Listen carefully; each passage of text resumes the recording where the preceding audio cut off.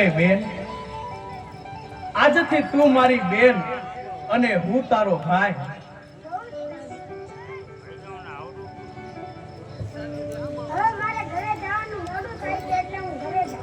અરે હા ડાલી બેન, હવે તમે ખુશીથી તમારા ઘર તરફ જાઓ. આવજો બેન.